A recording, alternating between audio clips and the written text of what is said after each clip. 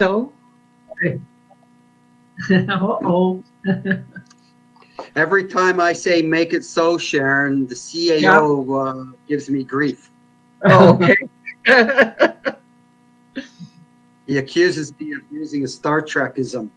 I try to That's explain that is not a Star Trekism.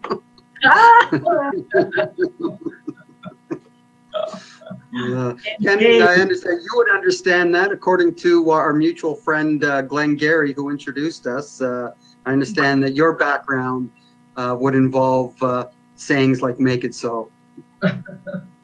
Absolutely, yeah.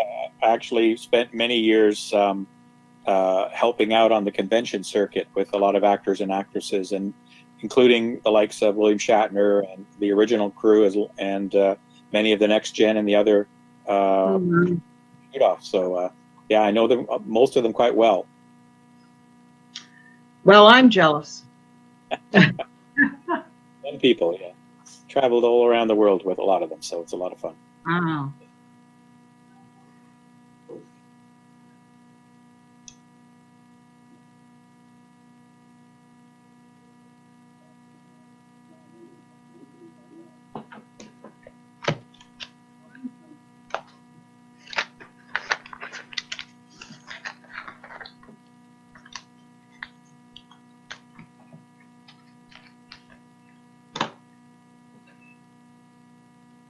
I'll just add that I don't have a fancy background to put on GoToMeeting. I've been relegated to the basement of our house since here, my wife and two others, and they all take command of the house. So I'm pushed down here, so where my office is.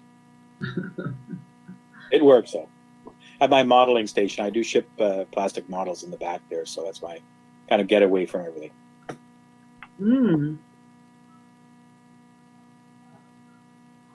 So we are live streaming, and I have checked. There are a few people who are watching the live stream, in addition to the few people that have logged in here. It's almost 5 after. Whenever you're ready, Your Worship. Okay. Well, maybe we will start up then. So thank you, everybody, for joining us for our first Town Hall virtual meeting. This is a leap of faith for us, even though we've been doing virtual council meetings. Having the ability to have others join in on a random in and out basis is a technical challenge. So hopefully we are able to continue and provide the information as we have set out. This first town hall meeting, the agenda is not meaty, so to speak. It is of current value and interest. We are hoping that the individuals that do join us get the opportunity for information and do take something away of interest. So with that, as we are convening and calling to order, I'm going to ask Fred Simpson, Deputy Clerk, to read the land acknowledgement for our area. Mr. Simpson? We would like to begin by respectfully acknowledging that the town of Mono resides within the traditional territory and ancestral lands of the Teonatati, the Attawandaron, the Haudenosaunee, and the Anishinaabe peoples. We also acknowledge that the town of Mono resides within the treaty lands named under Treaty 18, the Nottawasaga Purchase of 1818. These traditional territories upon which we live and learn are steeped in rich Indigenous history and traditions. It is with this statement that we declare to honor and respect the past and present connection of Indigenous peoples with this land, its waterways, and the resources. Thank you.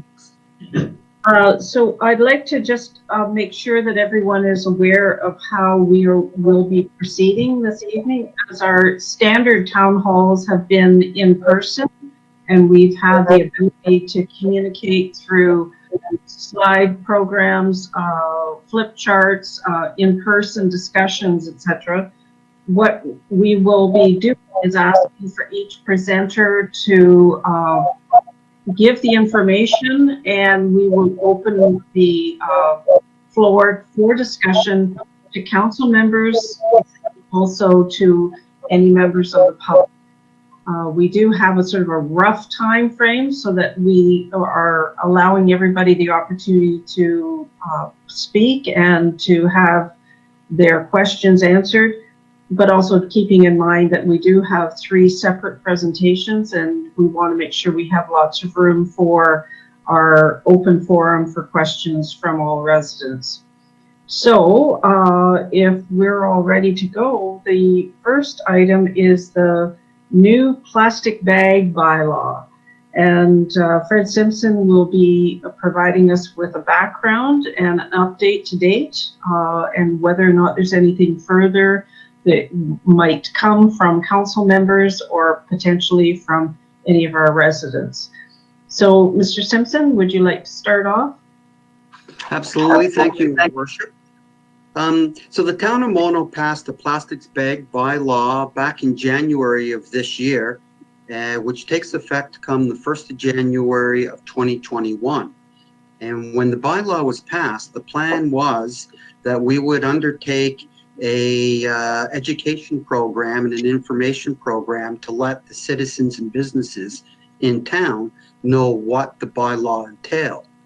Now that plan back in January of this year was to start that campaign on April 1st. Things, of course, have changed since those plans were drafted back in January. And I don't need to tell anyone about, you know, the pandemic conditions we've been living under since then, since mid-March anyways. So we didn't roll out that campaign in the spring because so many businesses had started telling people not to bring their reusable bags into the businesses. Of course, as we've learned to live with COVID, that has changed.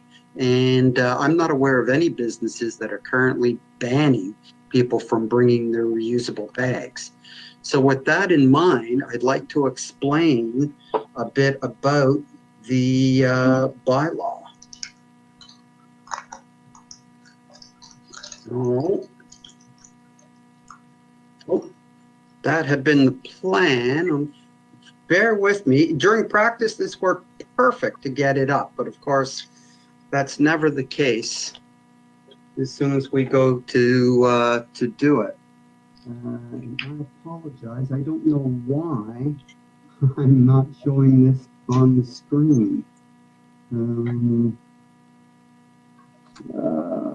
going to have to stop that and try that one more time.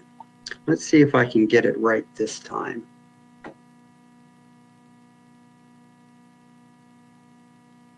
So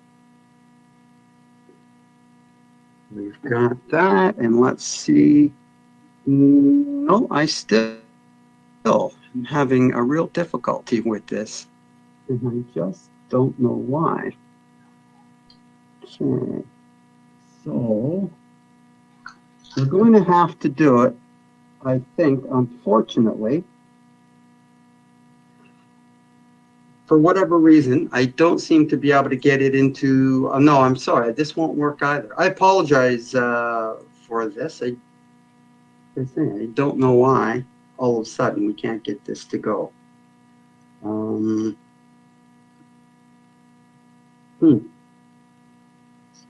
All right, let's try it a third time.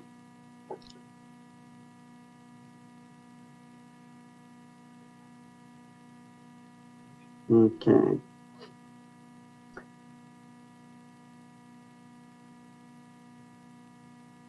Yeah.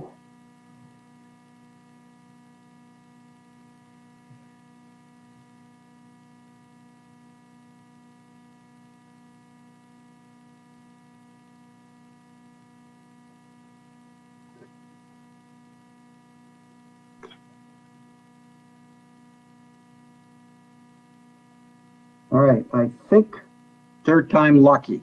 There we go. Yay. I think we've got that up and running. Okay, so thank you very much for bearing with me. I only practiced that 3 times and they all worked perfect, but enough with the excuses. So let's see if we can't carry on.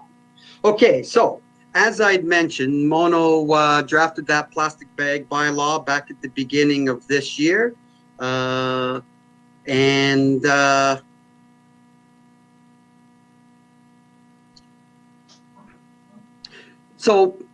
garbage, including plastic bags, is not a new problem. This is something that we've been aware of and have had to live with for quite a few years, and probably going back even farther than 1975, when Supertramp used this as the cover art for their Crisis What Crisis album. Now, what exactly is the problem, though, with plastic bags? And as opposed to me trying to explain this, what I'd like to do is just show you this very short 3-minute video that helps explain the harm caused by single-use plastic bags. So, Andrew, if you could just turn the lights down, and I'll start the movie.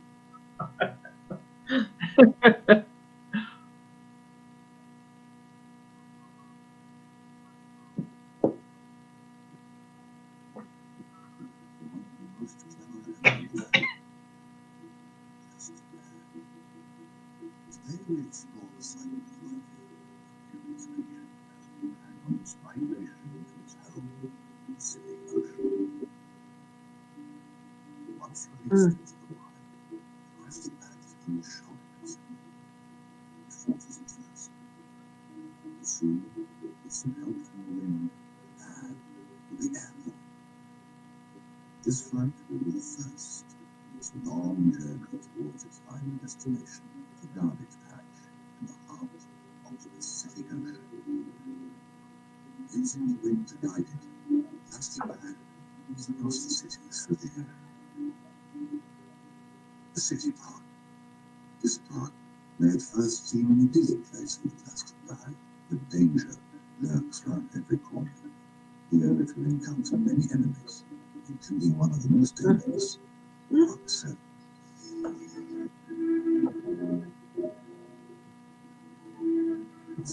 little fellow. Looks like his journey ends here. Meanwhile, armed lad has encountered one of nature's most enemies, the teacup Yorkie. And once the Yorkie does not come to its hint, this goes from the survival. But using its superior size, our bag manages to escape the Yorkie's talons and flee.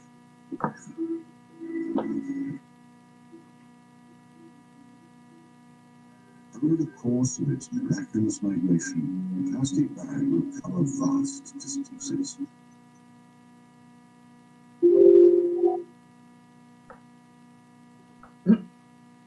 So it's my understanding the audio is not coming through on that. Is that correct? That's right. Okay. All right. So that's technical failure number 2. I'll do the third one so that no one else gets any failures after this.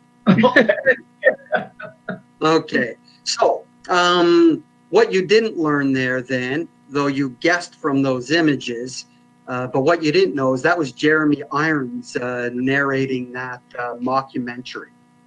So, but I think everyone understands exactly what the problem is with plastic bags. So let's move on to what we think the fix should be.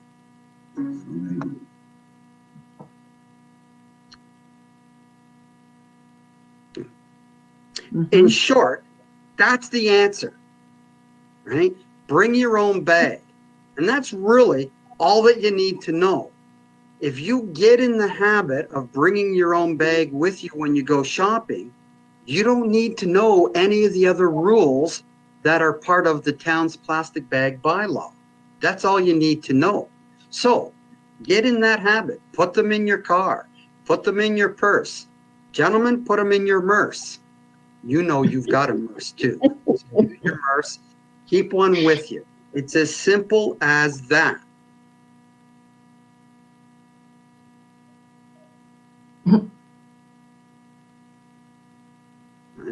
Now, on the off chance you forget to bring your own bag with you, there are a few simple rules. And they are easy, but they are rules. And as we all know, you have to follow the rules. You know, ask these two guys what it's like when you start breaking rules. Butch and Sundance will let you know it doesn't end well. All right. Rule number 1, in case you didn't figure that out already, bring your own bag. Now, if you forget rule number 1, rule number 2 is no business shall provide a checkout bag to a customer. Simple as that. Okay. So that begs the question, what's a checkout bag? All right. So a checkout bag is defined as any bag that's given to you at the store is a checkout bag. That includes takeout food and delivery. Okay. But it doesn't include your reusable bag. Paper bags, plastic bags, those are checkout bags. The bag you bring, obviously that's not a checkout bag. Okay. What? No one, no response to the bad puns? Okay. All right. So, what's a reusable bag?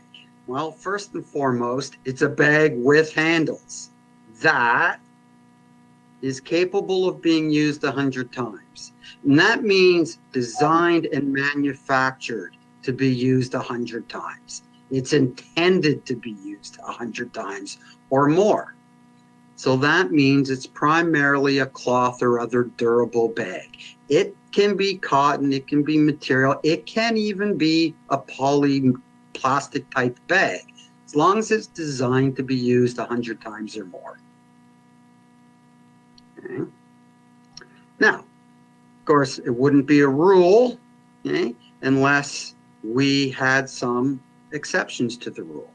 So a business may provide a checkout bag to a customer if, first of all, they ask you, do you want a bag? And you say, yes, I'd like a bag. The bag they provide must be papered and must be capable of being recycled. Okay, and you have to pay for it. Okay, so in short, you have to ask. It's got to be a recyclable paper bag. You have to pay for it. And you know it's a recyclable paper bag if it's got the universal symbol for recycle on it. Now, did we mention if you just bring your own bag, you don't have to worry about any of the other rules?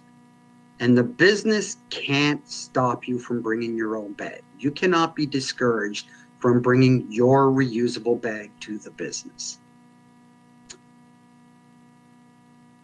Now, let's face it. Sometimes, right, a paper bag, even a recyclable paper bag, isn't going to cut it. So, of course, well, you remembered rule number 1, right? You don't have to worry about it. You brought your own bag. But on the off chance that you failed to bring a reusable bag, single-use bags can still be handed out by the business under some circumstances, such as to wrap frozen foods, meat, poultry, and fish, and whatnot. To bring home those bulk items. So you don't have to dump that 2 cups worth of peanuts into the bottom of your reusable bag. You can put them in another smaller bag and then put them into your reusable bag. Same goes with nuts and bolts. Of course, we all know if you go to a hardware store, you're probably wearing a plaid jacket and it's got bag pockets in them. That's perfect for carrying nuts and bolts. Heck, if you check those pockets, you probably didn't need to go to the hardware store anyways. But notwithstanding. Okay. Okay.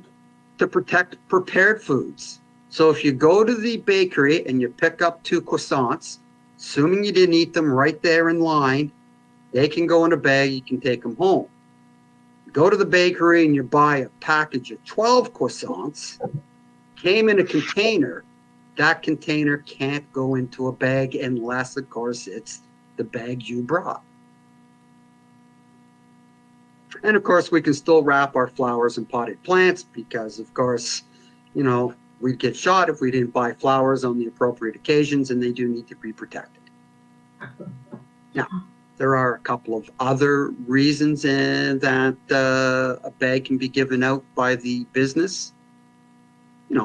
Bulky linens, beddings, that sort of stuff. Your newspaper will still be wrapped in a bag. That bag's not going to be sealed, and it's going to be thrown into the puddle at the foot of your driveway and not do any good, but it still can come in that bag nonetheless.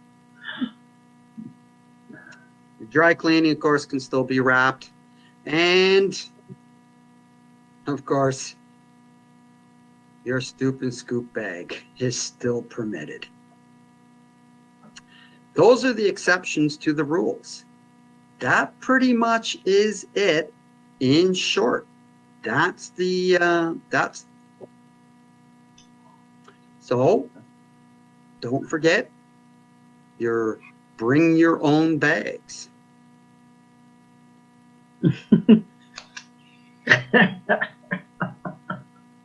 Oh my God. Coming to a store near you on January 1st. Does anyone have any questions? Okay, any questions from members of council regarding processes going forward in January? Yes, Fred Nix? That was very good, Fred Simpson. Maybe you should just explain something to the audience about how we intend to enforce this bylaw.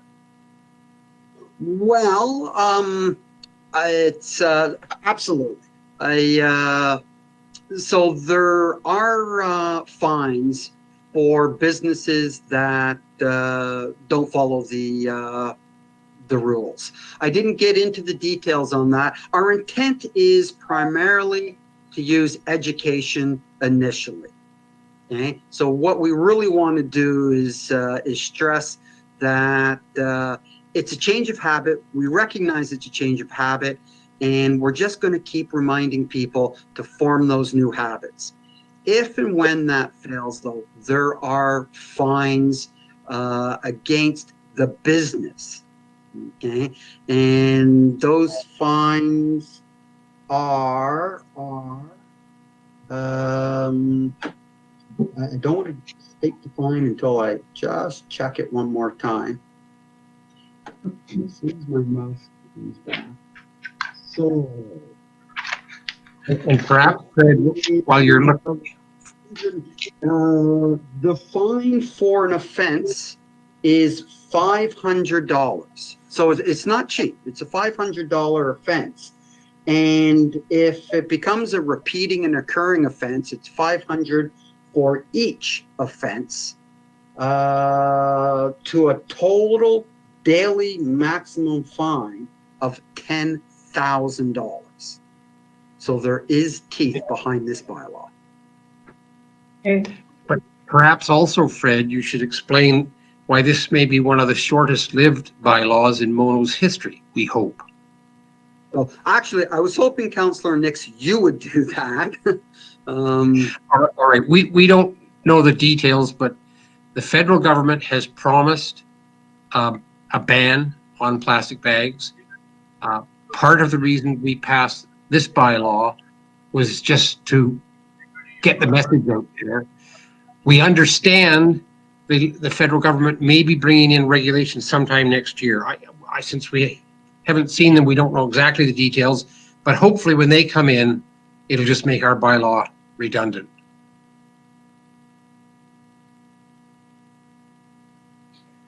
Okay. Is there any other member of council that has any comments that they want to make on this bylaw once it's introduced in January?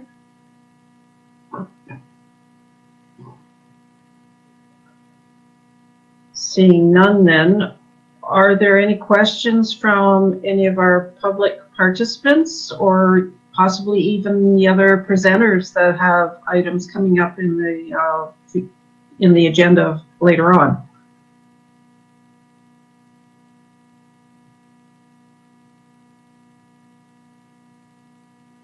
Okay. Well, thank you, Mr. Simpson, for that report. I hope that the community can understand the direction of why council has decided to introduce this, and hopefully we can move forward and get more compliance, understanding the large concerns that the plastic bags do have. So at this time, we have our next presenter, which is Melissa Kovacs-Reed from the County of Dufferin, Manager of Waste Services. And she's going to talk to us taking action with the first R, which is reduce. Melissa, welcome, and thank you for taking the time to be with us tonight. Well, thanks for having me. I'm really excited to be here tonight to chat with all of you. So I'm just going to share my screen. So I will see how this goes.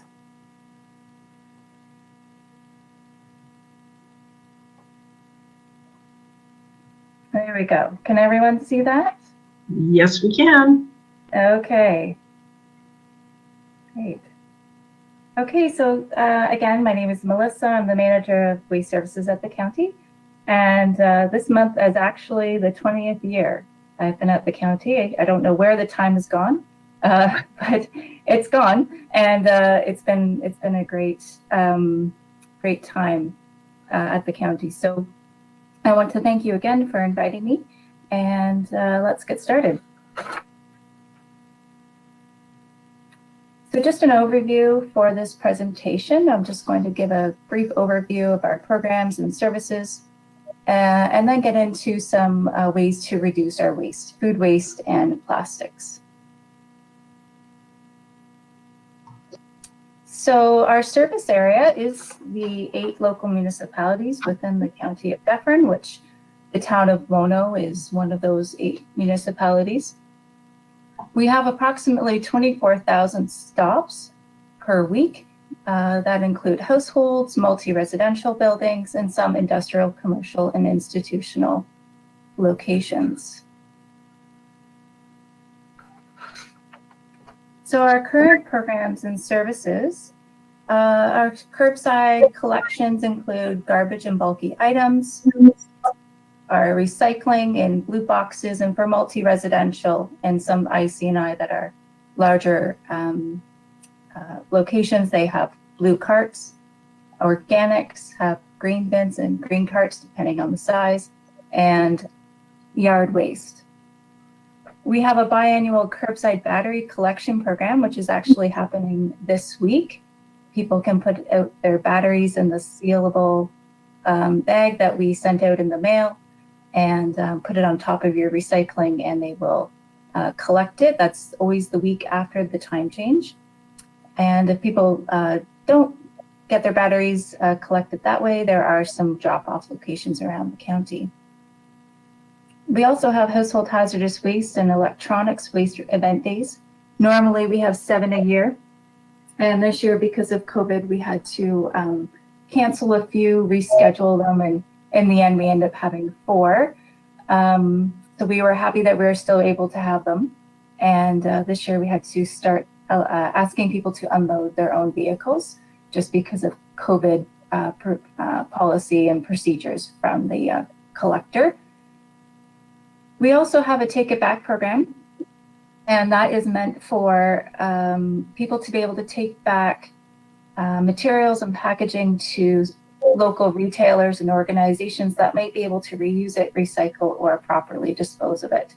So for example, there are some garages that take back old, used oil because they have that as well through their services, and then they're able to take some from residents. Dufferin, so we also have our promotion education, which we send out a guide every year. We also have our Dufferin Waste app, which is really helpful if you want reminders about collections, events, campaigns that are going on. We have about 5,000 users on that waste app.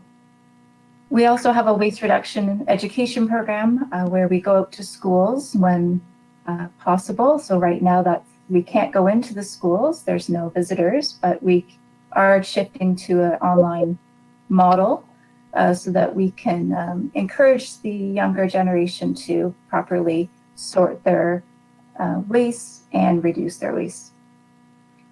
We also do campaigns. So I'm going to be talking about one of those coming up around food waste. We also talk about blue box contamination, just making sure people know what goes in your blue box so we don't contaminate the recycling going to the MRF, the material recovery facilities, so that type of thing. And we also have special events. So there's a picture there of our team a few years ago at RibFest. Of course, none of that happened this year because of COVID, but normally, under normal circumstances, we get out into the public and are able to chat with people about waste diversion. So a few years ago, we approved a long-term waste management strategy. In that strategy, the mission statement is to update and enhance the county's waste management system to maximize the diversion of waste from disposal in an economic, environmental, and socially responsible manner. So within that waste management strategy, there is a suite of recommended waste management initiatives included that emphasize waste reduction, optimizing the county's existing programs, and the introduction of new waste diversion opportunities. So first, the first few things that we're focusing on is food waste reduction. That was one of the biggest areas we could see improvement, dealing with organics, and also enhanced promotion education to support the green bin program. So still using the green bin, and textiles. So we are taking a look at how we can support textile reuse and recycling. So like I said, one of the initiatives is food waste. And I just want to take a second here to ask you to close your eyes or walk over to your fridge if you're near your kitchen and open up the door and think about or see, if you're in front of your fridge, what do you see in there? Is there any leftovers that are maybe past their prime? Any moldy science experiments back in the back that you forgot about? It happens to all of us. And this was all edible food at one time. So edible food waste is any food that could have been eaten at some point but was thrown out. Whereas inedible food waste includes bones, vegetables, and fruit peelings, eggshells, coffee grounds, and any other food scraps or organics that aren't usually eaten. I just want to explain that because when we talk about food waste, there is two different areas within that. So we've been doing some waste audits, and within the green bin program, so the material that people are putting in their green bin, about 29% of that is actually edible. So it's that science experiment in your fridge, maybe your leftovers that you didn't get to, something that's spoiled because you didn't store it properly. And about 55% is inedible. So like I said, the peelings, the eggshells. And then the other percentage that's not represented here would be your soiled paper products. So your Kleenex, your paper plates, greasy pizza boxes, that type of thing. So there's a lot of edible food waste that could have been consumed that wasn't, that we're finding in the green bins. But there's also food waste in the garbage. So when we look at the audits, about 25% of what's in the garbage stream, so what's in the garbage bags, is still organics, 25%. You know, we have a green bin program and not everyone's using it, obviously, because it should be going into the green bin or not are being reduced and not have edible food waste at all. So I just want you to have that snapshot of how much are we dealing with here. So why reduce food waste? Well, number one, by reducing your food waste, you could help save money. You're buying food that's being spoiled or not used, and you're throwing it either in the green bin, hopefully, or in the garbage. So on average, for the average home, that's about $1,500 per year of edible food waste that you're throwing away. I think most people would want to use that money for something else rather than wasting it. You also want to consume those healthy foods. I really like this this quote here. If only we ate all those vegetables we bought. We have good intentions. We buy fruits and vegetables, for example, thinking, yes, I want to be healthy. I want to eat these healthy foods. But then we get the slimy lettuce that we just didn't get to, for example. So we want to be able to, consume everything that we're buying and not waste it. And then, of course, we want to prevent edible food waste from entering the waste stream altogether, because methane is created from food waste that breaks down in a landfill site. So methane is a greenhouse gas. And obviously we do not want that to be released into the atmosphere. We also want to look at the food system as a whole, and we want to reduce the carbon footprint of the food system. So a lot of effort and resources go into growing and transporting food. So it's very wasteful then to put it in the green bin or the garbage if you're able to consume it. So you're wasting all that fuel, for example, that was transporting that food to market and then to your home. So taking action, what can we do? Well, we are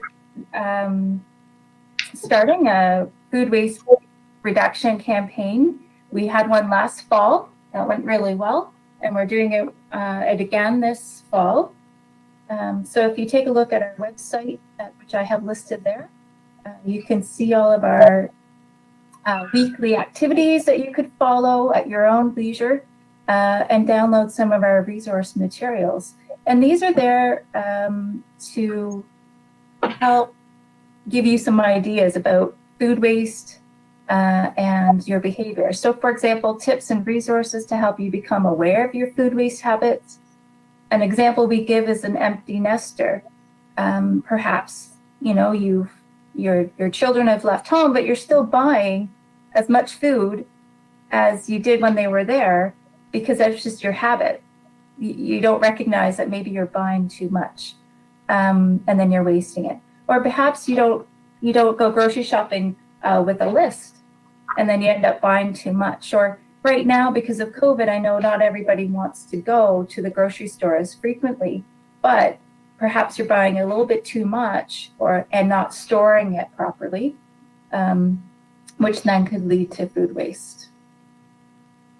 There's on the website, there's downloadable resources that could be helpful to you to start changing your behaviors based on what your habits are. There's a produce storage guide. Sometimes we don't know what should go where. Does it go in the fridge? Does it stay on the counter? Should it go into the dark closet? Like, where does it go? And then a refrigerator infographic that goes over the difference between expiry dates and best before dates, because there is a difference, and a meal planning sheet. Some people just need to have something written down so they can see where they're going to be using their different food during the week. So overall, I think it will help people to build skills that will help them meal plan, buy only what they need, and preserve what they buy. So the next thing I wanted to chat about was plastics.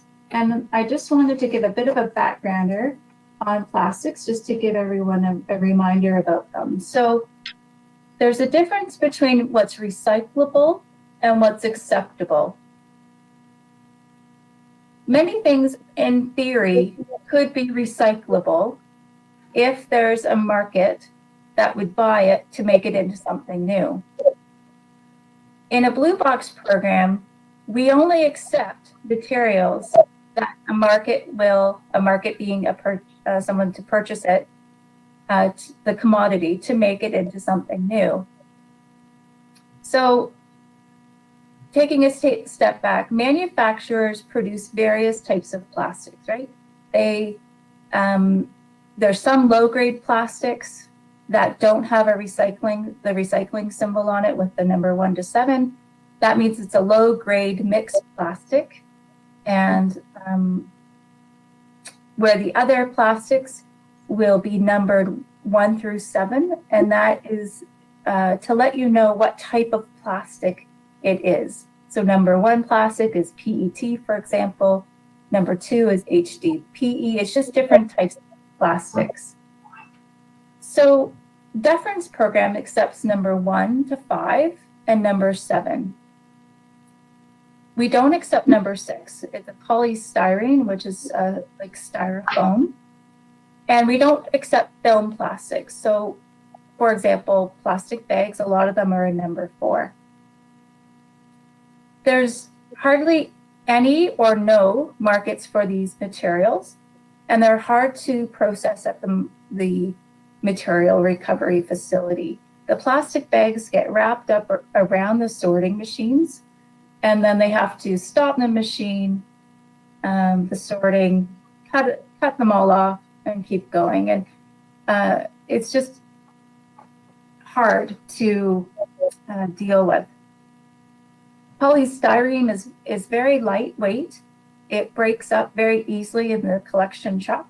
And a lot of the time it's takeout containers, which then people's remnants of their food that was in there is still on it sometimes. So it breaks apart. It's not easy to deal with.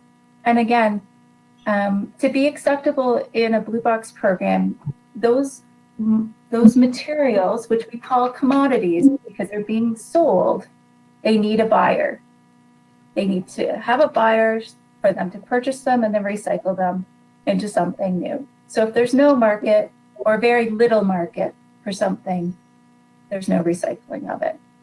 In theory, are things that aren't acceptable in the blue box recyclable? Yes, but you have to get to the point where there's enough of it that they can put it into this commodity market.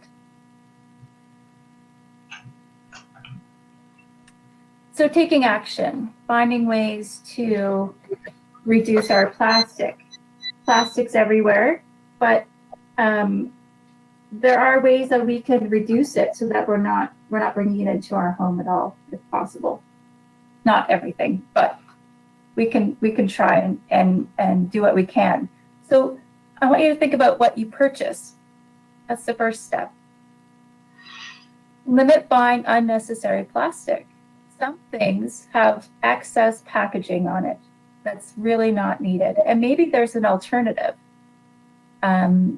that you could buy instead that doesn't have as much packaging. Also, you're just talking about your plastic bag ban, not taking the plastic bag. In your case, in town of Mono, you won't be able to, but the not using the plastic bags from grocery stores. Buying products in boxes or recyclable plastic packaging instead of something that cannot be recycled. So in this case, for example, the stand-up pouches. A lot of products have gone to that type of pouch and it's not recyclable. So it's using your purchasing power to perhaps buy a product that is in recyclable packaging. Then there's buying in bulk where possible and reusing the containers. Again, depends right now where you're shopping, if that's allowed. But it's a great way to reduce packaging if you can buy it in bulk. And then when you look at frozen foods, a lot of it is in plastic as well. If you can buy fresh, that would be great. I know that's hard sometimes, but it's just being aware of what you're purchasing. I also want you to think about your consumption of single-use plastics. So there's a lot of talk about that right now. As mentioned, the federal government is talking about banning certain single-use plastics. I do believe that they're doing some consultation about that right now, and we'll see how it goes for 2021. But single-use plastics are for convenience. That's what they're there for. But for many years before they started coming around on the marketplace, people didn't have them. Like they had to find other ways to deal with what they were buying to consume, for example. So plastic cutlery or plastic straws. If you're going somewhere and you have that, if you have a reusable straw or reusable cutlery in your bag or in your car, then when you are getting takeout or you are getting through the drive-through, then you have it right there to use it with that meal. It's just being prepared. It goes back a little bit to what I was saying about food waste reduction. It's just thinking about your habits and what do you need to do to help you prepare so that you have the products that you need in front of you when you need them. For example, the shopping bags. I loved all the puns that Fred gave. How many times have I, started walking into the grocery store, forgot my bags, turn around, go back to my car, or if I'm already in shopping, I just put them right back in my cart and bag them up when I get back out to my car. So there's ways of dealing with single-use plastics, trying to avoid them, but you have to prepare a little bit ahead of time so that you have what you need when you need it. The other thing is storing leftovers. Obviously, we need to cover over our food so it doesn't spoil, so we don't have food waste, but maybe there's definitely other options than using plastic wrap, for example, using a container. Of course, now there's these wraps that have, I can't think of the word right now. It's like the honey, not the honey. Beeswax, thank you. The beeswax that goes over, and that really works well too. So it's just taking a moment to think about what am I using and how can I replace that? What's an alternative? So I hope I've given you a few ideas to think about. We're always here to chat, so please feel free to email me or our Dufferin Waste team. We have other ideas as well, or if you're trying to figure something out, you don't know where something goes, or want some more ideas, please reach out to us. We're happy to chat. And I'm not sure how much time we have for questions, but I'm happy to answer a few now if we have time. Thank you very much. Thank you very much, Melissa. So question from, I had somebody. Hi, Yes? that would be me. Oh, Sharon. hi. Yes, okay. Well, Melissa, thank you very much for that's great reminders and probably some new things for some of the people that are listening as well. I've been on, we've talked about this before, I've been on this route for 45, maybe more years. And fortunately, where I live, I can compost, but I have to tell you, the green bin has been an amazing thing for us, for bones, for string on need, or any of our eggshells. Well, some of those go in my compost as well. Anyway, it's a fabulous program, and I'm really glad that you've been there for 20 years. On Facebook, I constantly see these great ideas on how to. I was just telling Fred Nix today about one of these ideas, which is to use potato chip bags. They turn them inside out, and they do this press thing on it, and they turn them into mats, which could be for camping or for homeless people or something like that. And also things like using plastic in road making. Where do these ideas go? Is there any hope that any of those things will ever happen? Mm-hmm. Well, it sounds like some of those ideas, like making mats and things like that. I mean, if it was larger scale, that a recycler took that idea and made it large scale, then it could be a product that people are going to buy, and then that's great. They'll need a large amount of those things to make it worthwhile. Now, I just really quickly, there is the Resource Recovery Circular Economy Act. That's there's a draft regulation right now for Blue Box, and what the province is saying is that producers will be responsible for the packaging that they're putting in the Blue Box program, and even for some things that aren't in the Blue Box program right now. So again, right now chip bags are not in the Blue Box program, but going forward after we transition to this new program where producers are responsible for all that packaging, if they're collecting, say, chip, hundreds of or thousands of tons of chip bags, then they're going to have to figure out, how do we recycle it, and who's going to buy it to make something new, either more chip bags or, in your case, you mentioned like mats and things, but, maybe they make Muskoka chairs or something else with it. So, a lot of it will be interesting to see what producers do and where the markets go for these problematic plastics. Just one more thing. So, Melissa, in 20 years, what's the biggest win? What's the biggest thing? 20 years has really changed our recycling program quite a bit. And what was the biggest win?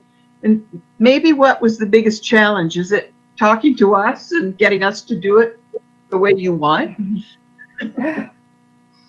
I wouldn't say it's challenges, but I think in 20 years, I've seen a lot, and I think it's a constant thing for us to like the behavior change, right? It's important that we all try to do our best. I know people are trying their best, but we have to keep at it.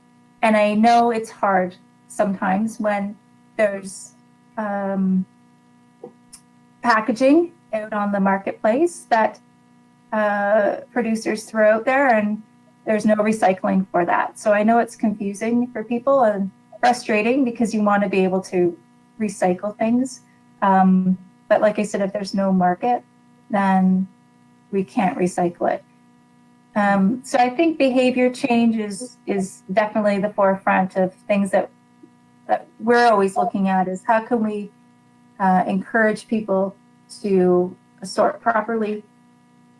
I think for me, one of the other things was getting the green bins started.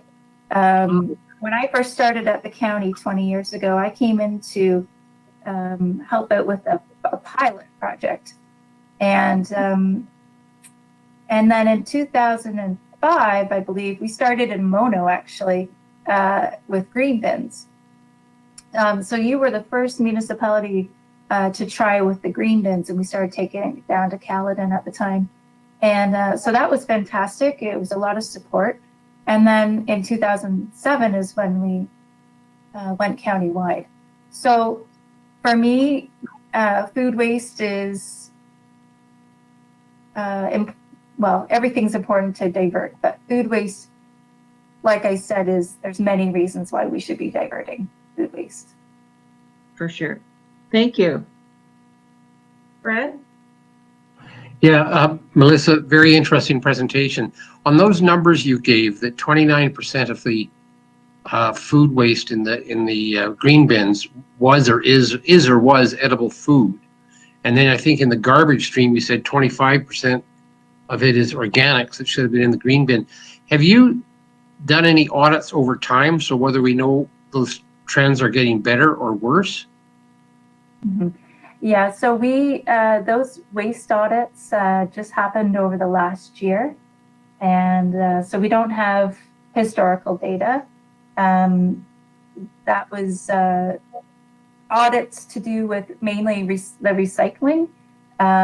We got some funding for that. However, we did ask to do some around the organics, so that's why we could break out the edible and inedible in the green bin program. So we're hoping to do audits again within a year or two, and to see if, there's an improvement for food waste. Okay, thank you. Garbage, yeah, in the garbage as well as in the green bin. Okay. Any other questions from council members? And not seeing any more. Is there any questions of participants from the community? Not seeing anything. So with that, thank you very much, Melissa, for joining us. We appreciate your information, and we look forward to many headway in terms of trying to tackle our waste stream and getting our numbers to improve. So thank you again for your time. Thank you for having me. Have a great night, everyone. Okay. Okay, so at this time, we're going on to our next subject, which is everything you want to know about electric vehicles 101. Kenneth Bokor, creator, producer, and host, the EV Revolution Show, and president of the Caledon chapter of the Electric Vehicle Society. Welcome, Kenneth, and thank you for taking the time to be with us tonight to give us your information. Well, thank you very much, Your Worship, Mayor Ryan, for having me, and thank you, councillors, and of course, Fred Simpson, Deputy Clerk, for inviting me to this, and for viewers watching in. I appreciate you asking me to come out. I'll go through a fairly quick presentation on the electric vehicle revolution, and I'll try to stay within time. I know we're going a little bit long, but I will make myself available for questions as well afterwards. It is an exciting topic, and hopefully we'll get some questions. So hopefully everybody can see these first slide here. Yep, looks good. Great. Well, I'll get right into it. As you mentioned, my name is Kenneth Bokor. I live just south of you guys in the neighboring Caledon, so a lot of what the last presenter said as far as waste reduction are programs that we're quite excited about down here as well, that we're following, and they work quite well. So I actually spent some time with the Brampton Clean City way back when, promoting both park cleanups and sending teachers into school to teach 3 Rs and all that stuff. So kind of have a bit of a dotted line history there. It's interesting we're talking about it. That was 20 some odd years ago that we're still on that, but we are making improvements. But I'm also a community member here in Caledon, but I'm also part of the Electric Vehicle Society, which I'll talk about a little bit of a chapter lead, opened up a Caledon chapter. And also I do on the side, now none of these are my real job. I have a full-time job and a family to support, but I also do a YouTube show called the EV Revolution Show, which again focuses on the electric vehicle marketplace. And let me get right into it. I mean, EVs are not new, and a lot of the listeners and you folks may think that they're just something that's come about over the last decade or so, but they've actually been around for quite a long time, even before internal combustion vehicles. And here's some snapshots of some EVs. back in the 1800s. And it's interesting, if you look at the lower left corner, you'll see a gentleman by the name of Thomas Edison. Some people may recognize that name. He was part of a team that was doing a 1,000-mile or 1,600-kilometer endurance run in an all-electric vehicle back in the mid-1800s. So, these things have been around for quite a long time. The reason that they didn't become popular is just purely because of Ford and Henry Ford and the automation. It chose to automate with internal combustion versus electric battery cars, and that kind of is the way that things have been for the last century or so. Now, a lot of viewers and you folks may take a guess at what one of the most famous electric vehicles are in history, but I'm going to bring it up, and you may recognize this vehicle as the lunar lander that made it up to the moon in the 70s, I believe, for one of the Apollo missions, and was used quite heavily on the lunar surface for exploration and scientific research and moving the astronauts around. Of course, there's no oxygen on the moon, so it's tough to put a 305 engine or something like that on there. So all electric's the way to go, solar powered, and be able to regenerate the batteries. And it's probably still sitting there looking just like this all these many years later, and probably will still turn on in an instant and go. And that's part of the beauty of electric vehicles, that they are really just a vehicle, a car that's propelled by electricity using electric motors, either 1, 2, or even more motors, depending on the vehicle. It uses electrical energy stored in batteries. These are rechargeable batteries. And, they're similar to what's happened with laptops and cell phones and all the consumer electronics that we see now. It's a similar concept where the batteries are holding energy. They're, again, recharged by different means. And that electric motors actually provide the propulsion for the cars. And some of the benefits include instant torque. And, if you've been in an all-electric vehicle, you'll know that when you put your foot on the accelerator, you get that instant torque that's available that the motors can put out, and creates a strong and very smooth linear acceleration as well. And one of the second most famous cars here in this picture is the GM EV1, and a lot of people may recognize that and may have seen the documentary Who Killed the Electric Car and all that controversy around what GM did. And and it's a shame, because GM was really ahead of the curve at that time back in the late 90s, and had they stayed on that path, they could be the Tesla of today, being in a leadership position. But, they certainly are changing their ways and moving back towards electricity. But, EVs have been around and they've been in the news. I wanted to just quickly describe to members of council and viewers as well kind of what the differences are, because sometimes this can be confusing. And there are conventional vehicles, and I think we're all well aware of the internal combustion vehicles, or internal combustion engine vehicles. You might hear me say the word ICE, and that's what I mean when I'm using that acronym. They've been around for 100+ years. We know that they take fuel. They take either diesel or unleaded gas, or different, maybe some variants of that, ethanol and things like that. But they produce emissions or greenhouse gases, which are harmful to our planet, and that's a proven scientific fact.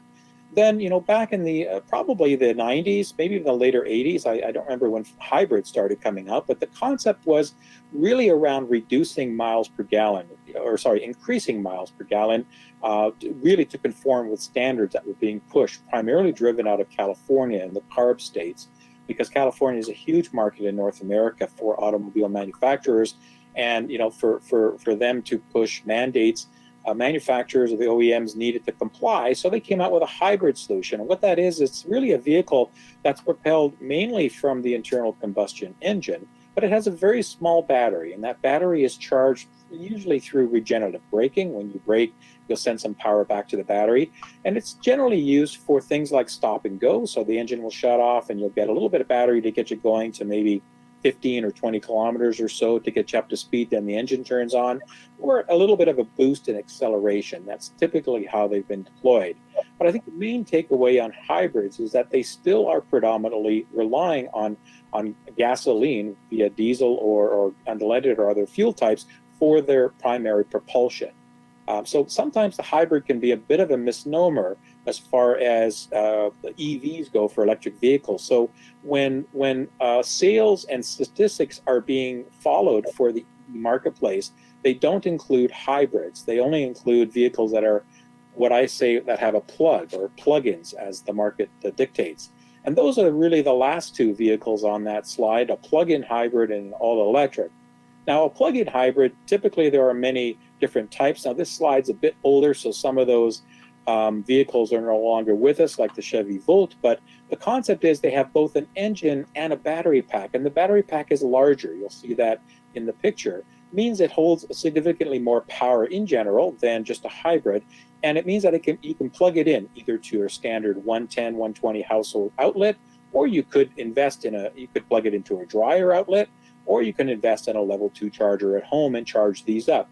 And most of these are available to charge through that method. And what they give you is an opportunity to drive in all electric range of some sort. Some could be as small as 15 or 20 kilometers. Some could be as large as 60, 70, 80 kilometers, depending on the vehicle and the battery pack size.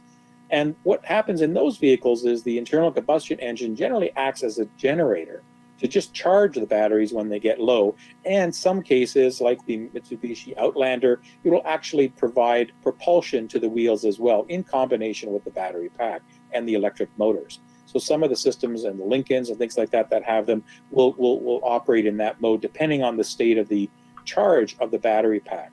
But the main takeaway from that is that if you look at the greenhouse gas emissions in general, depending on the size of the battery pack, they are much lower than the first two options.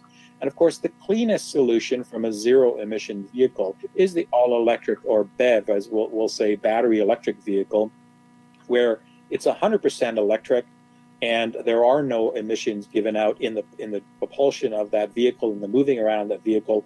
You can charge it. I mean, some people ask, where can I charge my EV? Well, where do you plug in your cell phone? You can charge your EV there. Now, I wouldn't haul it up to your bedroom and put it next to your nightstand unless you can. But in principle, you can charge these anywhere there's power, but it will take time. So we need to be cognizant of that.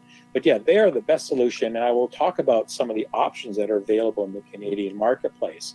One of the groundbreaking vehicles that really kind of helped start the revolution here for the electric vehicle marketplace was the Nissan Leaf. And back in 2010, Nissan put this out as really the true first mass market EV. It was lower in price than the Tesla at the time. Tesla's one of the few others. There was a Mitsubishi product as well, and a couple of others, but they put it out and they sold it as a global vehicle. So that's important to understand that it went to many markets, not just Canada and the US and Japan, but it went all over the world in many geographies. So they tried to get it out there, and they've been very successful, selling over 500,000 of those in this decade alone.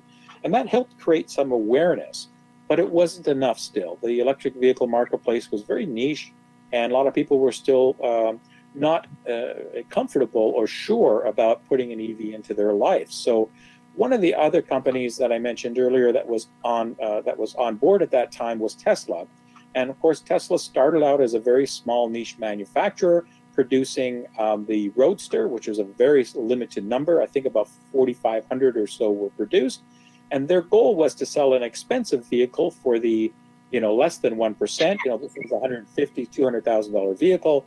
Take all that money and reinvest it in the company so that they could build a little bit less expensive vehicle in more quantities. And then what they did is they came out with the Model S, which is the vehicle in the upper right. And that sedan, of course, has been with us since 2009. It continues to do well as a luxury all-electric sedan, but it is expensive. And I will show you some of the pricing later on in the presentation, what we see here in Canada. But what that did for Tesla is they're able to take that money, reinvest it in the company, expand the manufacturing, all the things they need to do to come out with the Model X, which is in the lower left. And that is their SUV, basically, with the really cool Falcon wing doors. If you've seen them, they are cool. It is an engineering marvel, to say the least, that Elon Musk came up with. But very popular again, but expensive. But again, for families that needed the room, that needed to haul stuff around, go on trips, whatever. And these are all electric vehicles with very sophisticated battery systems, drive systems. But even though they're sophisticated, they're very simple in the design and architecture. And that's one of the things that all electric vehicles especially have in common. So Tesla was able to, again, garner money from these sales, reinvest in the company. And everything was based on this simplified platform. Now, you may have heard the term skateboard platform, and that's kind of what Tesla coined back in 2009.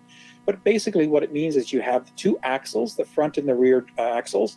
They could be drive axles. It could be a front wheel drive or rear wheel drive or all wheel drive, depending on where the electric motor sits. But the key is that the batteries sit on the floor between the wheels. So that's why it's called a skateboard, because it's very flat. And as you can see, it opens up the internal cabin for a lot more room.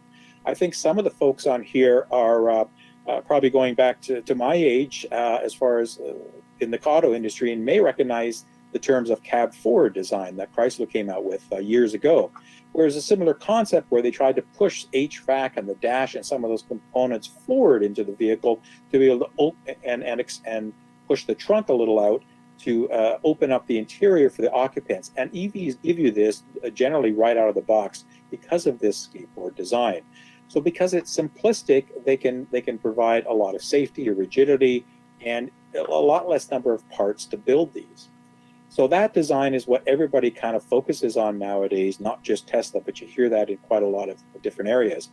And really, a all-electric vehicle is nothing to be scared about. They're very simplified platforms, as I mentioned. These are the major components. You have your battery pack, which is on the floor. Now, they can weigh anywhere from 800 pounds to 1,300 pounds, depending on the type of battery cells and the number of cells and the configuration. So you have a lot of weight that's in that floor of the vehicle. And then you also have power control electronics, which if you open up a hood of some cars, I know that a couple councilors here have some EVs, and one of them, I believe, has a Chevy Bolt, B as in Bob. And that if you open up the hood, you kind of think maybe there's an engine there, but it really isn't. You've got some electronics where you have an inverter and a charger. All the cars have onboard chargers already with them, and then a drive motor. And that's basically what the electric drive motor looks like. It's something about the size of a small toaster oven, and they are extremely reliable. They will go for 1,000,000 miles or more without any braking. They're sealed components. There's nothing to them. They're very, very strong elements. And they're mated right to the axles of the vehicles, giving you really no transmissions. You just put it in forward or you put it in reverse. So think of your golf carts, but on steroids, basically. So you have your electric drive motor, and then there's regenerative braking as well. So when you're slowing down, that motor has a mechanism to turn another element to provide electricity back into the battery. So you're harnessing some electric power as you're slowing down. What this does is two things. It helps, again, slow down the vehicle, and especially in winter and stuff, it can be very helpful in gradually slowing down. It's almost like gearing down in a manual transmission car, going from fourth to third or something like that. You get that type of effect. And a lot of the regenerative braking is variable in vehicles that you can adjust by your pedal modulation. But also, as I mentioned, it provides power back into the vehicle. So you do recapture some of that energy, and it saves on the brakes. It's not uncommon for an electric vehicle's brake pads and discs to last 60,000, 80,000, 100,000 kilometers or more without having to change them. So when you start comparing these to conventional vehicles, they are a lot simpler in design, a lot simpler in a build, and the number of components are a lot less, leading to a lot more simplification for maintenance and stuff. And I'll talk about those benefits later on. And also one of the inherent characteristics of electric vehicles in particular, now again, they're not alone in this. There are cars like Volvos and others that have very high safety ratings. But EVs, because of the nature of their design, typically have very much stronger structures or rigid structures.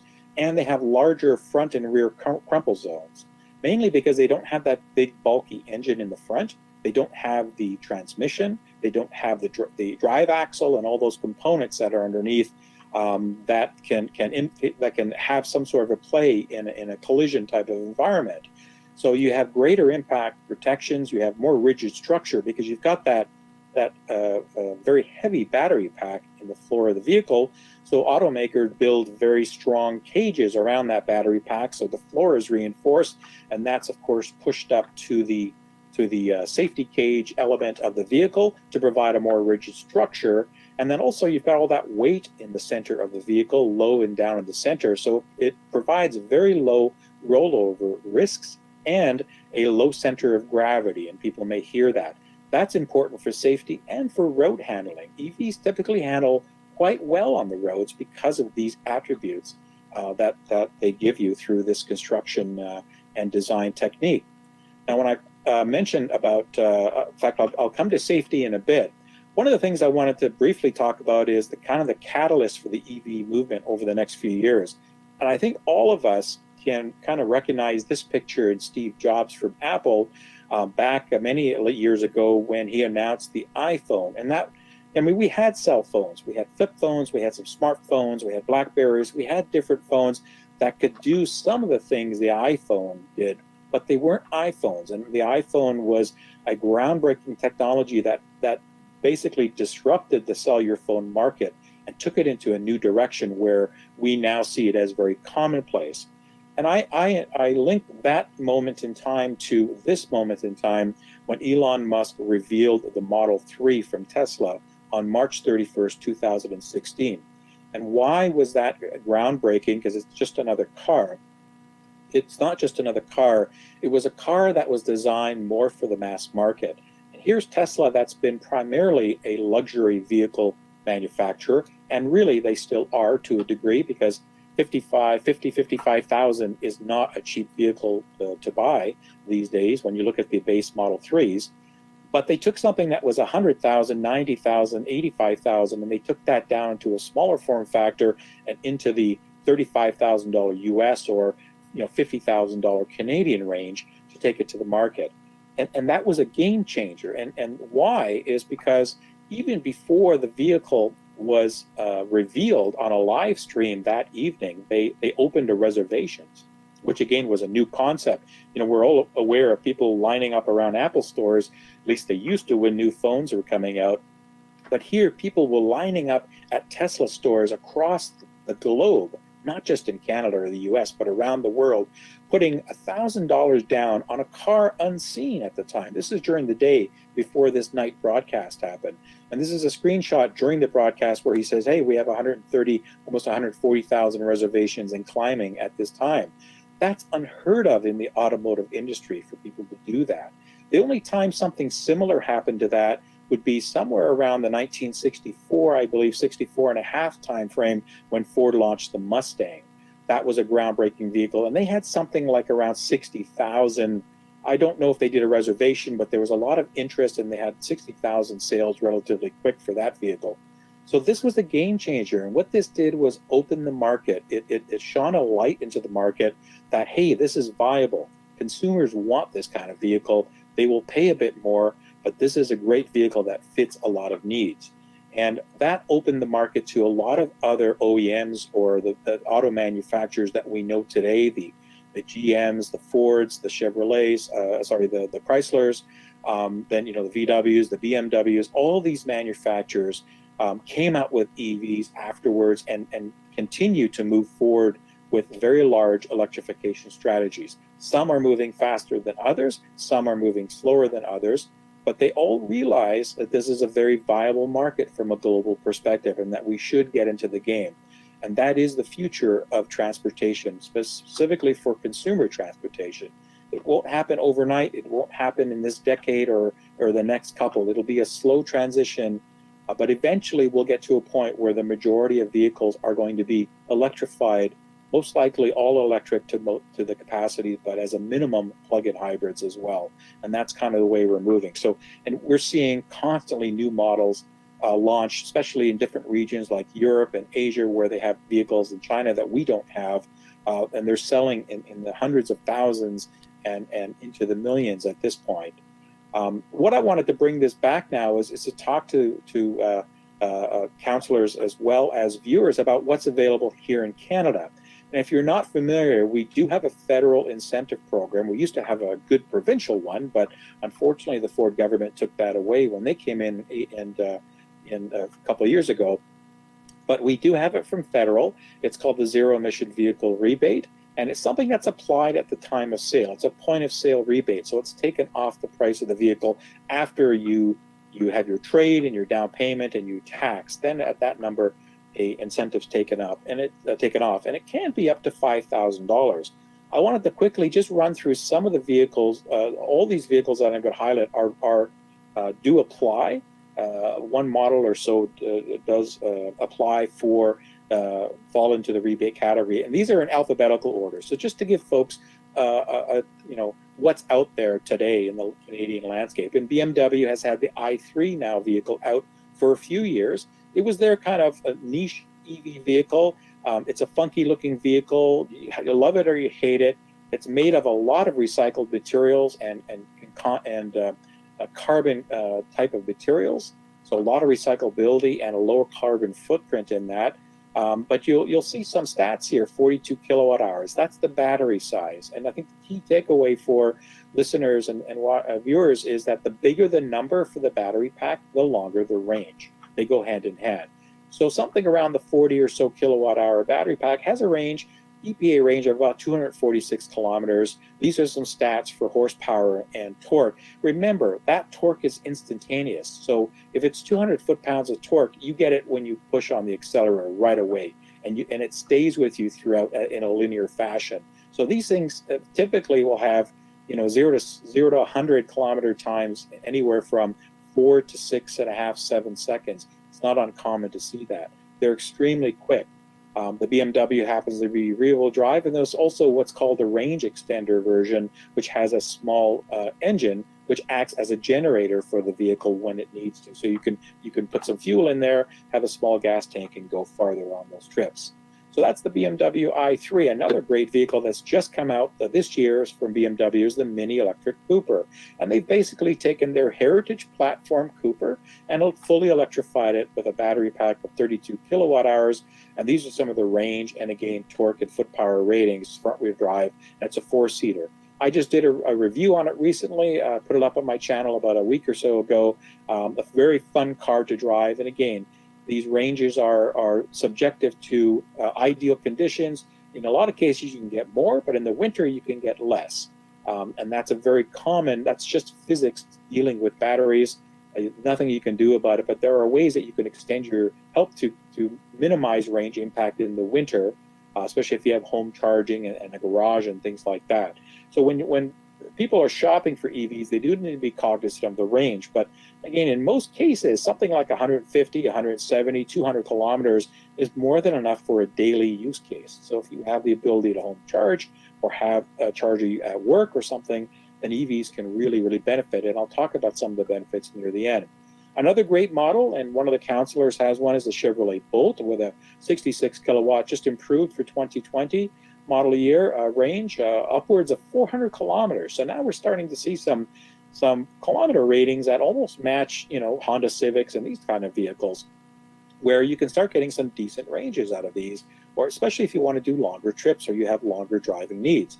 Look at those impressive horsepower and foot-pound. Now you have a small car. Yes, it's heavy, but 265 torque, that's a lot of get up and go.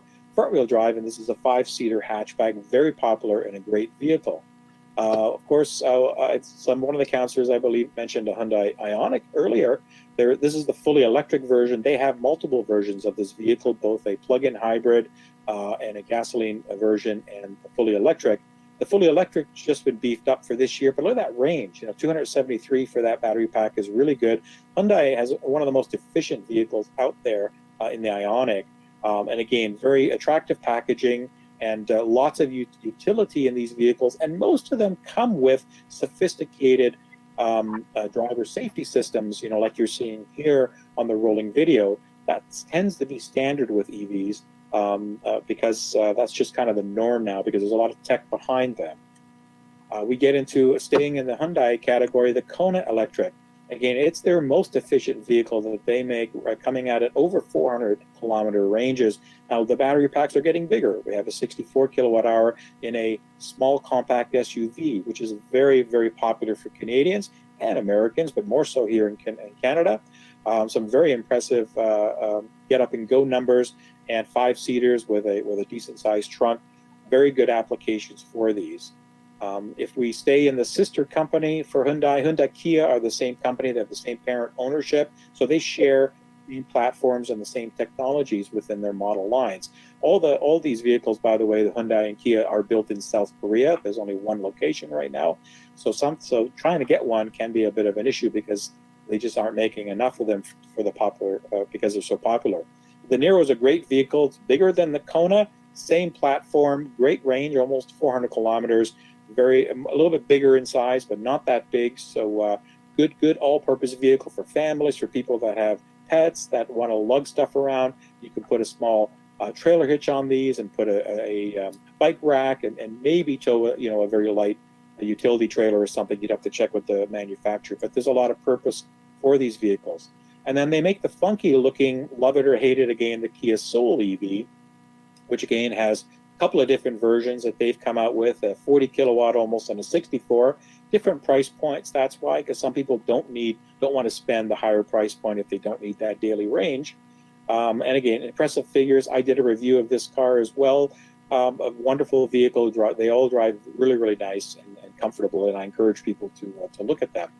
The Nissan Leaf, I mentioned the Leaf earlier, so this is the Generation 2. They modified it in 2018, came out with a new styling. Similar structure to the vehicle that's been around since the 2010s, but different interior and different enhancements. They have some different options here in a 40 and a 62 kilowatt hour pack with those range characteristics. Again, some good get up and go numbers and very utilitarian. So my first all-electric vehicle that I got in 2018 when I got into this marketplace was the Nissan Leaf. I've since, just within the last month, traded that for a Tesla Model 3 because I've always had my eye on that. But at the time, I wanted to take advantage of the provincial incentives that we had in Ontario before they went away, and the model of the Model 3 wasn't available that I wanted, that I could budget at the time. So I looked around and ended up getting the Leaf. Love the car. I just need more range for my use cases, being in sales, where I'll eventually get back on the road and go see customers all over Ontario. So, but the Leaf is a great vehicle, very popular. And then, of course, we get into the Teslas, really kind of the stars of the EV marketplace. And the Model 3 is the #1 selling all-electric vehicle in the world. They are holding leadership month after month after month. They're approaching the 1 millionth vehicle to be delivered, coming up soon. And again, this is when they only started delivering them in the late part of 2017. So it's only been about 3 years. And to crank out 1 million is a pretty good feat. And if you go to a Tesla location or go to one of the malls, of course, COVID can impact it, but they're pretty busy, and these are not inexpensive cars by any means, but they're selling very well. And you can see by the impressive range figures, they are really king of the ranges with very high performance numbers. And they come in both rear-wheel drive and all-wheel drive versions, where they have a motor on each axle to give you that all-wheel drive. Great for Canadian winters. Very comfortable cars in the Model 3. And then the Volkswagen e-Golf. They've discontinued it for Canadian marketplaces, but there are still some available. There might be a couple trickling in here or there. It's still available in other markets, but a great vehicle. They boosted it up a bit for 2020 to give it a 200-kilometer range. If you're familiar with the VW Golf, this is a Golf that's just electrified. It drives just the same. It's magnificent performance and fit and finish and handling. Great all-around solid vehicles. So these are just a snapshot of some of the vehicles that are available for the Canadian federal incentive, but there are more. And here's a slide that shows some of the others, from the other Teslas to the Jaguar I-Pace, which came out a couple of years ago, to the Audi e-tron Quattro, and the Mitsubishi plug-in hybrid, and the red one in the center. It's the best-selling plug-in hybrid electric vehicle in the planet. It's the world leader from a PHEV perspective, doing very well. We have the Clarity from Honda as well, as a really good plug-in hybrid. I did a review on one a few months ago. And, the FCA Chrysler Pacifica, their new styled minivan, comes in a plug-in hybrid edition. So you can get 40 or 50 kilometers on all electric. Great if you're a stay-at-home parent that's just moving kids around. I mean, now it's a little bit different, but in the norm where you're going to schools and after-school practices for whatever and shopping, it's a great vehicle that you can drive in a lot of cases in all-electric mode. So here's a quick slide. It might be a bit of an eye chart. Just what I've done is I put together the pricing that I could find online for MSRPs and put a list together of what qualifies for the federal incentive. But you can see you can spend as low as $38,000 before incentives, or as much as $215,000 if you want the Porsche Taycan Turbo S, which I did a review on one as well, and my neck still sore from a little bit of whiplash from pressing the accelerator a bit too hard on that. It's a super fast car. But as you can see, there's a lot of choice in the all-electric marketplace. And I'm just highlighting the all-electrics in this slide. There are a lot of plug-in hybrids as well from BMW and other Volvo and other manufacturers as well that I'm not showing on this slide. But you can see the kilometers from 200 kilometers, 180 up to the highest one, 840 kilometers. Can you believe it, on an all-electric vehicle? Now that's the Tesla Model S Plaid edition, which isn't coming out, which isn't out yet. They just announced it. But when it comes out in about a year, it will be the king of range so far. But there's a battle going on with Lucid as well on that. But even the one today, the long-range Model S at 650 kilometers, that's plenty of kilometers to get you around. So that's a snapshot of that. I wanted to talk quickly just about some of the advantages of EVs. The advantages are really, right now we still have incentives, and in most countries there are incentives because EVs cost more. They cost more than an equally viewed internal combustion vehicle, a car. Like if I take a loaded Honda Civic at 30 grand and I take a Nissan Leaf at 45, there's a $15,000 disparity for a similar type of vehicle. In operation and function. So we need to have some incentives to help offset the cost. Now, battery costs and a lot of component costs are coming down. Since 2010, they've dropped from about $1,200 per kilowatt US per kilowatt hour to about almost about 120 US per kilowatt hour. So a drastic decrease. But that's not coming through to consumers yet. The prices have come down, but we're not at cost parity. A lot of analysts, and including myself, expect cost parity to happen within the next 3 to 5 years, where we'll see an EV, a full electric vehicle, priced the same as an internal combustion vehicle in the same class of vehicle, be a subcompact, compact, midsize, or whatever. So that is coming. So we need incentives, and they are available with the 5,000 federal, as I mentioned, up to 2,500 for the plug-ins. And then when you look at your fuel versus electricity costs, even though we're now in a COVID situation with pandemic with hydro rates, I believe in the town of Mono and residents as well, we're all kind of paying the same one tier right now. I think there's talk about going back to the 3-tier, but even at 12 cents a kilowatt, that's much cheaper than 98 cents, $1.10 per liter for fuel, depending on where you go and the time of year. Much less electricity. I can tell you that in the just over about 2.5 years that I owned my Nissan Leaf, I drove just over 45,000 kilometers, and it cost me just over $1,000 for fuel in 2.5 years. That's including all my home charging and about 15 to 20, I have to go back and look at the numbers, of instances where I went outside and I plugged into a public charger that I had to pay for. Like I took some road trips to Windsor and other places in the Leaf where I would need to charge once or twice to get to the final destination. So just over $1,000. You can relate that to your own vehicle that you have today and figure out how much that cost savings is. Also, the lower maintenance cost, because there's less components. There's no fluids. There's no oil to change. There's really, the fluids are sealed system. You do have a coolant for the battery pack and the HVAC system, and that's about it in most vehicles. Of course, you break fluid, you have to flush every once in a while, but pads and discs, they last a lot longer, and there's no transmission, there's less components, less things wrong, so less costs. And typically auto insurance, now depending on where you live and your record and everything, but they're typically lower because these cars are safer, as I talked about. And home charging, if you have the ability to home charge, your home is your gas station. You can't do that with diesel or petrol fuel. And I mentioned about the safety advantage. Here's a side impact pull test with a Model 3.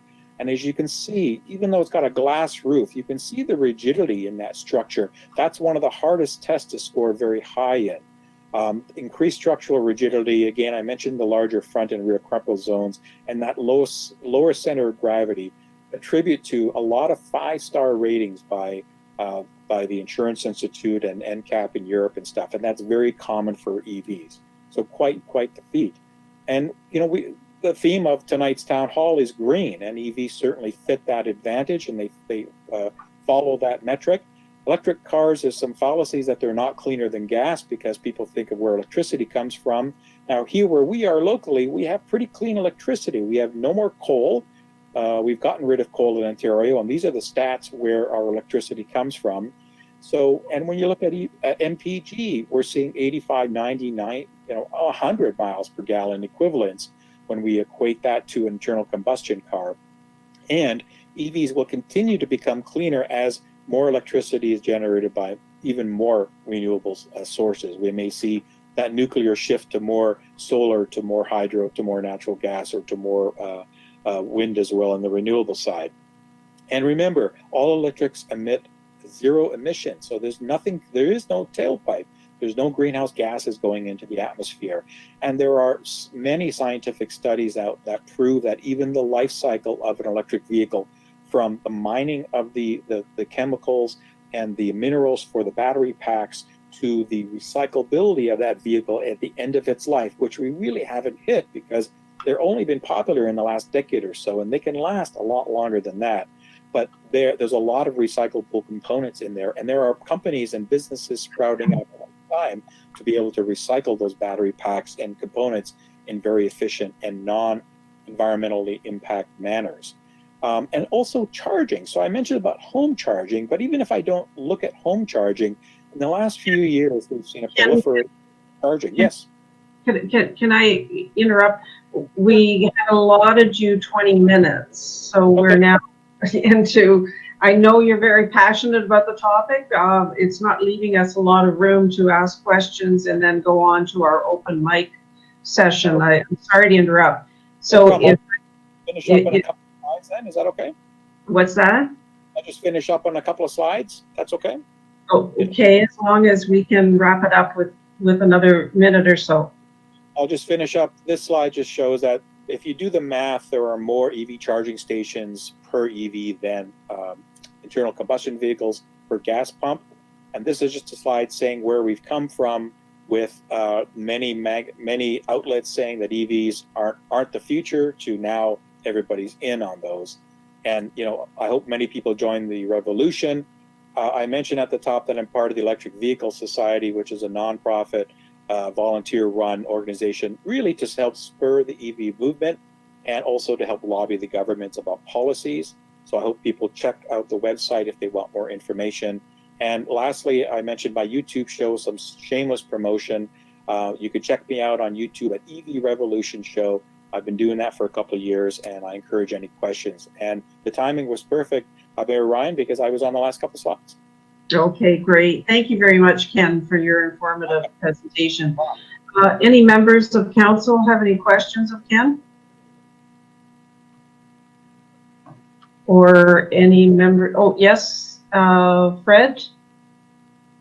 Ken, what's this announcement that Elon Musk made the other day that in 3 years he's going to have a battery in production that will be far more efficient and far cheaper than the current batteries? I believe it will not use cobalt. I have no idea any more than that, but I think the idea is it's going to bring the price of electric cars down a lot. Yeah, he's aiming for a $25,000 US Tesla vehicle with full automation and the same safety features that you see today. So part of that is getting the battery technology down. And they talked about on a new type of manufacturing process to take these huge buildings down to smaller footprints where you can batteries. And power. I know, but I moved. Okay, Ralph. Thanks, Ken. That was a great presentation. Thank you. I'm a devotee because these cars run like little bombs. They're the best driving car I've ever had, and they're very cheap to run. So, but my question is about commercial. I know the F-150 Ford is going to come out in an EV, I think, in 2021. What do you think is the potential for the commercial market? Well, that's a great question, because I didn't talk about pickup trucks and SUVs, which are really all the rage. And, not only Ford, but certainly Rivian with their all-electric. GMC just launched the Hummer, which will be coming out, various versions. So they are all getting into that game, knowing it's a very lucrative market. I don't know if people know that the number one selling vehicle globally back in 2019 was the Ford F-150, believe it or not. It's a very popular vehicle. So they are coming out. I'm not sure about timelines, but that is a very lucrative marketplace because of the torque, because you can put motors on different wheels. You can get all this torque vectoring and a lot of really neat handling stuff. They're going to become very popular. They can still carry workloads. They can carry payloads, and they can tow right up to, you know, the higher end 450s and things like that, depending on the configurations. So it's a great market, commercial, and I know a lot of towns are also looking at all electric vehicles for maybe electrifying their fleets to where they can do it to save costs and longer, you know, lower that total cost of ownership. Okay, well, and is there any other questions of the public to our presenter? And not hearing anything. So thank you very much again, Ken, for your time. Very interesting presentation, and you know you've already got some converts on council, so I'm sure that you'll entertain any questions online. So thanks again. Absolutely. Thank you very much for having me. Okay, Sharon. No, I was just saying goodbye to Ken. Oh, okay. So at this point, we're going to open up the floor to any questions from the public. And if you can just state your name, address, so that it can be recorded by Mr. Simpson, so that we have an opportunity to respond back to you. Is there any individuals that want to start us off?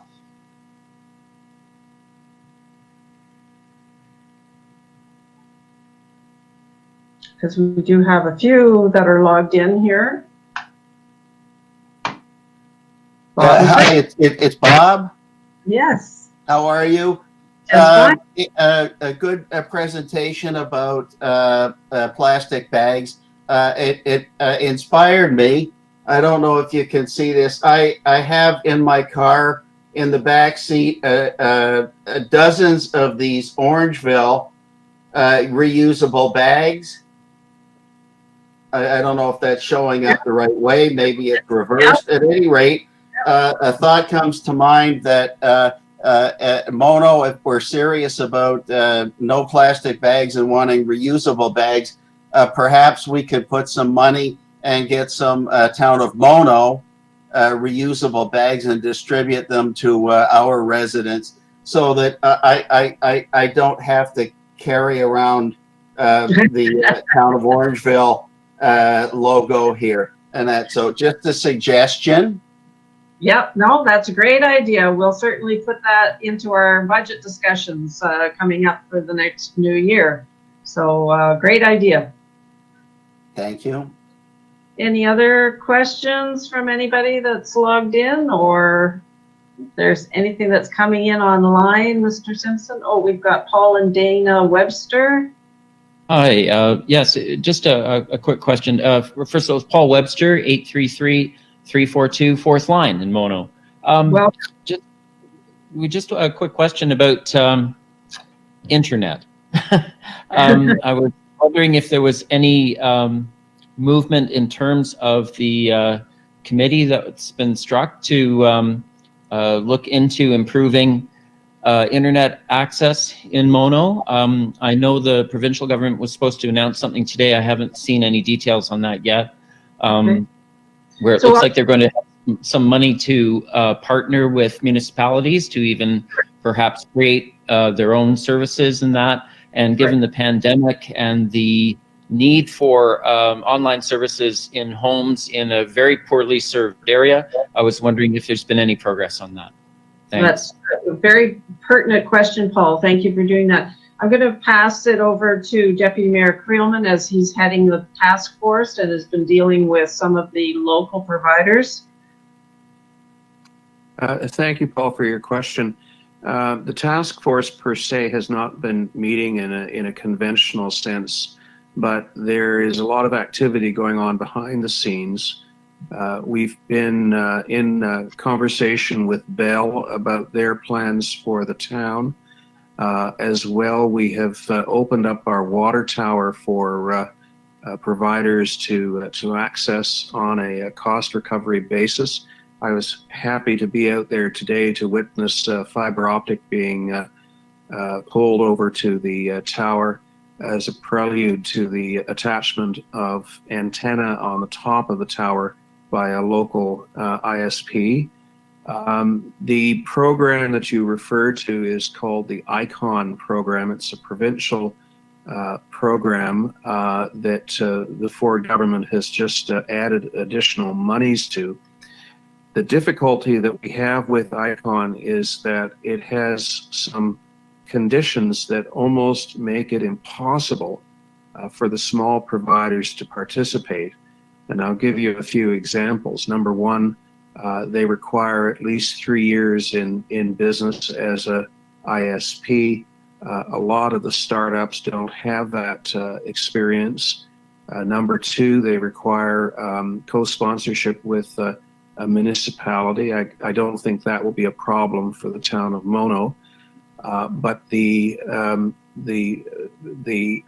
participation in ICON is quite problematic from the standpoint of accessing the information necessary to fill out an application, the filling out of an application. I had a long discussion with the executive director of SWIFT the other day, which is the regional initiative to expand fiber throughout various local communities and counties. And I expressed my concern to him about the unapproachability of ICON and SWIFT and others insofar as complexity of conditions. And there was an acknowledgement that something has to be done to make these government programs more accessible, or else all the money will go into the pockets of the Bells and Rogers. And we know that they are not going to be our solution in the town of Mono. We're going to have to rely on small scale providers, probably using high speed wireless tower to tower point line of sight solutions. So there is activity going on, Paul, but I can't guarantee a timeline for a hookup for everyone in the town. We're just doing as much as we can, one step at a time. If I might just follow up, one quick comment. Newmarket did it themselves. I know they have a much larger population base, and it was mainly to serve commercial business, and they're just rolling out to consumer. I know we're only roughly 8,500 people, but infrastructure is an issue. We simply don't have it. It seems to me that in the past there's been a real movement by council, or real resistance to erecting towers in Mono, because I think if everyone had access to a cell tower, we wouldn't have to have this conversation. Can I get a feel for what the council's position is on erecting towers in Mono, given the pandemic, given the issues around education, business, and other factors that are going to be with us probably for at least a year to 2 years? Thanks. Well, the best opportunity to get as many people as possible is frankly our water tower. And there's line of sight to that water tower right up to Dunby Road, and in fact, probably Mono Center Road in various places. So a lot of people are going to be captured by ISP services that are based on that tower. As to small scale towers, the council recently amended its guidelines to allow for freestanding towers no higher than, I think it was 80 feet. And that was an improvement over the previous wording. And we do not require the same degree of rigor in terms of somebody wanting to put a tower up to get line of sight to an ISP. The issue of the existing towers in the town of Mono is a very good one. And the problem we have there is that while we insisted back in the 1990s that if they were to be erected in the town, there would have to be co-location. In other words, Rogers putting up a tower would have to permit bail onto that tower and so forth. The reality is that the small providers, when approaching the owners of the towers, are told either they can't get the elevation that they require, or it's going to be a 10 to 12 month wait before they can actually find a spot on the tower to put their equipment. So that's a topic that I've had a discussion with the MP about. I think we're going to have to insist that the federal government, through Industry Canada, insist that these towers get opened up to ISPs and others on a reasonable basis. The other thing that we have throughout the town, almost everywhere you go, frankly, is fiber optic cable. We have a fiber optic line that runs from Camilla right into and past Town Hall and up the third line. We've got fiber optic on the second line. We've got fiber optic running along Hockley Valley Road, but it's inaccessible to those who want to connect to it. And again, it's not regulated by the CRTC. It's not regulated by Industry Canada. And I think, frankly, that when fiber is installed, there should be a condition that it can be accessible for a reasonable price. The SWIFT program, which is primarily fiber-based, does have as a condition that if they fund a fiber run, that the customers along that run have access to it. So that is another solution that might work for at least some of the people in the town. But I agree with you. I think we are going to have more towers, but they can be small and discreet. And as long as they are point to point, a lot of people can benefit from them. Thanks very much for the update. Appreciate it. Thank you. Any other questions from any residents?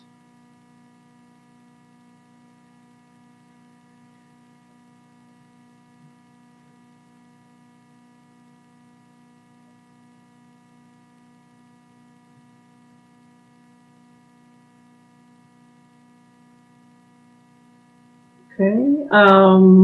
We do have a comment from a resident, Bob Edmonds, wanting to bring up road improvement initiatives at the next council meeting, but thanking us for reaching out to the community with this town hall, and which is nice to hear that comment, because as I said in the beginning, this is a first for us to do this, so we want to make it as informative and productive as possible.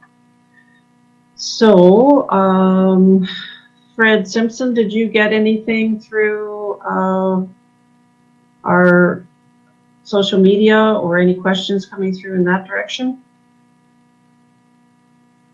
No, I've had nothing through email or that I've seen posted to our YouTube channel. I will ask Andrew if anything's been posted through Twitter or Facebook.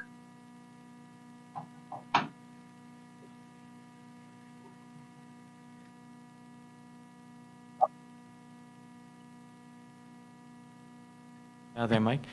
There was something else that we received from an attendee here. I can pull it up if I have a couple of minutes. Okay. Is there any other comments or discussion that even councillors want to bring forward, or potentially of what our next town hall should involve and how we should organize it?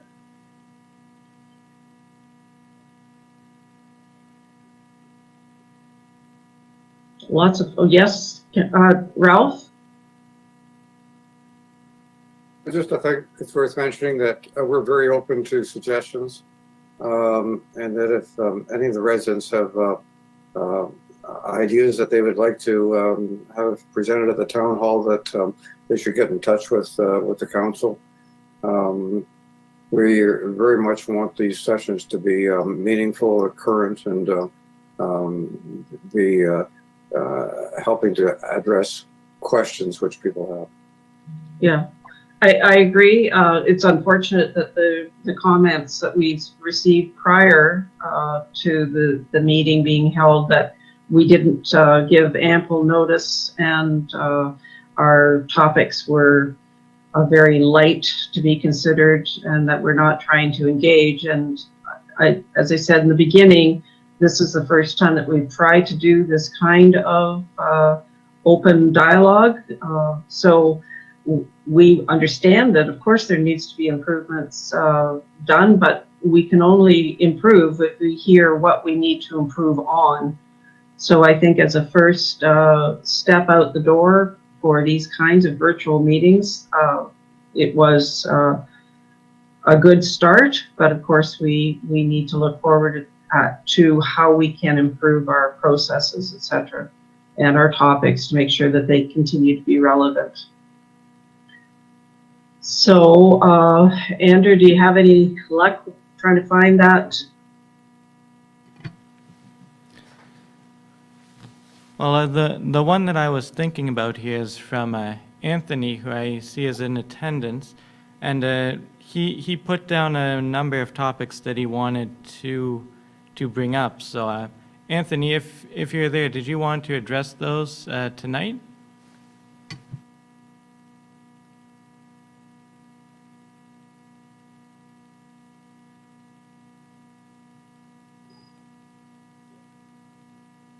I see he still is logged in, so I don't know what the status is there. Maybe those topics can be passed forward to Mr. Simpson, and we can put it on items on coming up agenda that we could attempt to answer. So, yes, John.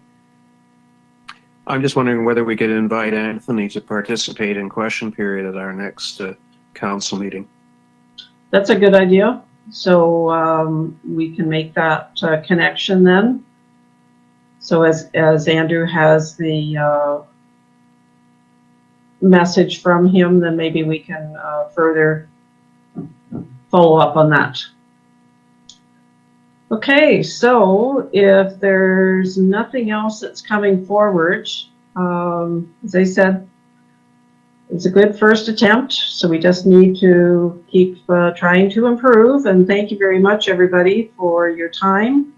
And our next council meeting is next Tuesday at 7 p.m. And again, this is a virtual meeting, so we encourage anybody to log in or even be part of the discussion during the agenda.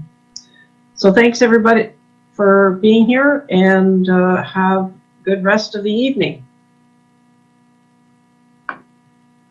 Good night.